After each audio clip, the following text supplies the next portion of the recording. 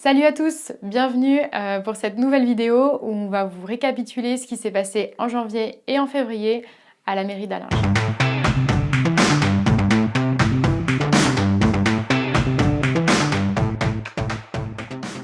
Au mois de janvier, le conseil municipal a été très rapide. Je suis pas venue ici pour souffrir, ok? C'était surtout question de signature de conventions entre particuliers et la commune pour les sentiers ou de conventions Tamponner, je veux tamponner. avec Chablais Insertion et le lien. On a voté en janvier pour l'installation d'un camion de pizza au stade à la Chavanne. Pizza!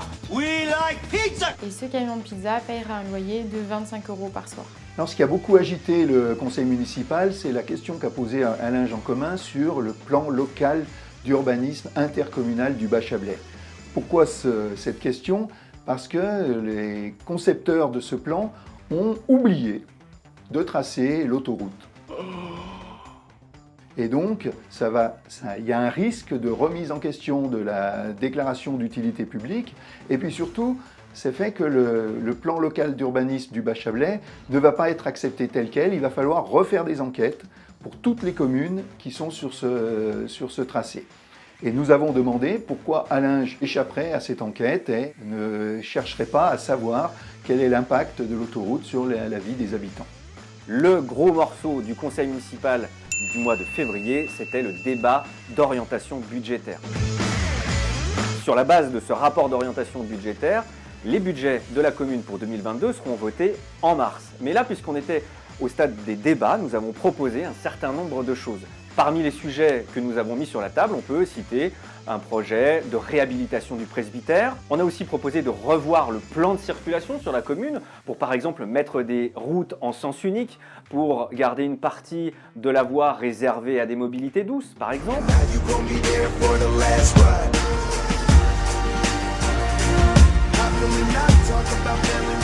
Et nous avons également lancé un débat sur un lieu culturel à l'échelle de la commune. Alors on a parlé de bibliothèque. Comment je peux être aussi stupide? Mais on pense surtout à un lieu où on pourrait se rassembler autour de la culture.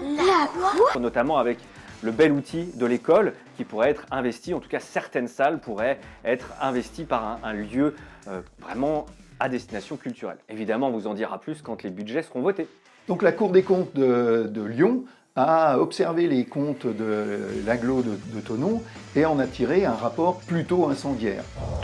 Dans ce rapport, on trouve que la mutualisation des achats n'est pas du tout opérationnelle, ce qui revient à payer beaucoup plus cher les commandes que font les communes pour leur goudron, pour des fils électriques, pour plein de choses.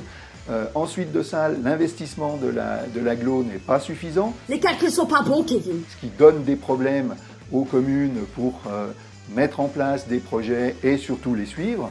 Et puis enfin, il y a un gros manque de personnel dans l'agglo pour faire fonctionner les services de l'agglo. Donc nous avons posé des questions à ce sujet au maire d'Allinges, qui est, je le rappelle, aussi vice-président de l'agglo. Nous avons voté pour la régularisation des zones 30 dans la commune d'Allinges. Certaines n'étaient pas réglementaires. Il y a aussi de nouveaux secteurs qui ont été changés avec une limitation à 30 km/h. Cette mesure a été votée pour améliorer la convivialité sur la route. Fait notable, l'ensemble du conseil municipal s'est prononcé à l'unanimité contre le projet de règlement local de publicité intercommunal. Alors, pour des raisons différentes, mais on s'est tous prononcés contre ce projet parce qu'il y a des imprécisions, notamment pour la publicité des événements associatifs. Il n'y a pas de suppression des grands panneaux publicitaires sur les maisons et le délai de mise en conformité va jusqu'à 6 ans, ce qui est énorme à notre sens.